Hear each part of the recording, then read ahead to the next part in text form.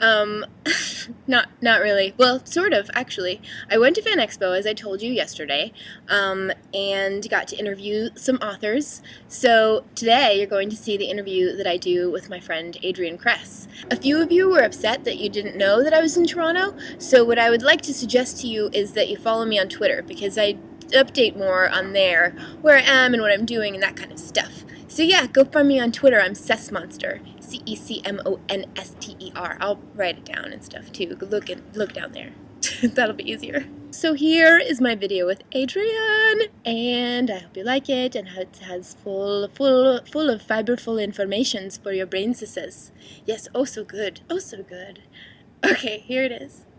Hi guys! I'm here with my friend Adrienne Cress, and she's going to tell you a little bit about these books, because she wrote them. And I know you guys are interested in books and writing and things, just like me. So Adrienne, tell us a little bit about these books. I wrote them. Good job. This one is called Alex and the Ironic Gentleman. It's about a 10-and-a-half-year-old girl named Alex whose grade 6 teacher is kidnapped by pirates, and she has to rescue him, as you have to do when your teacher is kidnapped by pirates. Yes. A lot of wacky adventures and hilarity ensues. This one, Come, is called Timothy and the Dragon's Gate. It's about an 11-year-old boy named Timothy who has to take a dragon trapped as a human, Mr. Shen, back to China so that he can become a dragon once more. And once more there is hilarity and adventure and awesome. She has a very distinct writing style with very short, funny sentences that I highly recommend, not just for children, but for adults as well. So, tell us what made you decide you wanted to be a writer? Because I like to tell stories. I like to make stuff up, and I like pirates. Okay. And then when you decided that you liked pirates enough to write about them, how did you decide to write your books?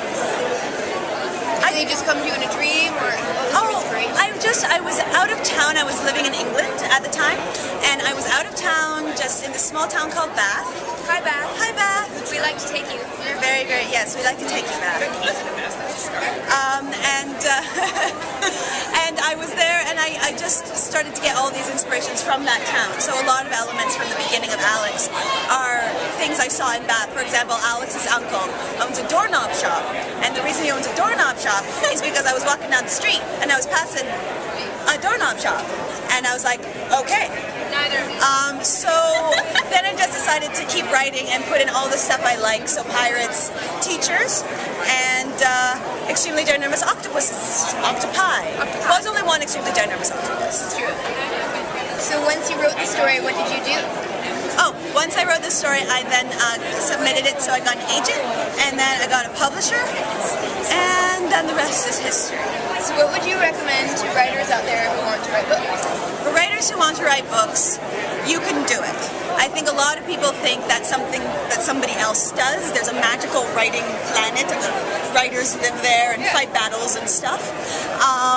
And that's not true. Well, we do fight battles, but we don't live on a separate planet.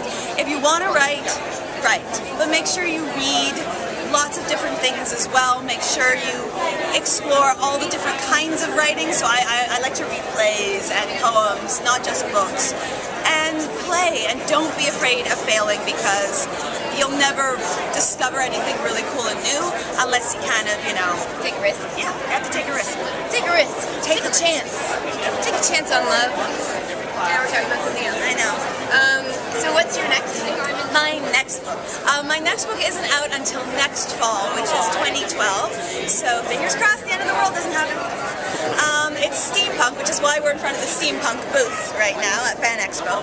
It's a steampunk Charlie's Angels without the Charlie. It's called the Friday Society, and it's going to be coming out with Penguin next year. And that's for an older audience. Yes, it's more for teens, though I like to think my books can be read from anyone 8 and up. This one is more specifically for teenagers. They're teen girls in it. It's set in 1900 in England, in London, England. Cool. I can't wait to read it. Yay. What else? Any parting thoughts? Any parting thoughts? Never give up. Never surrender. Excellent advice. Shall we give fist kisses? Oh, fist kisses? Yes. Okay. And it's kisses. And elephant kisses.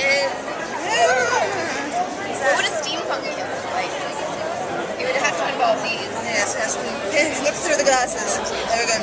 Yes. Steampunk kisses. Yeah, a little condescending kisses. A little swamps.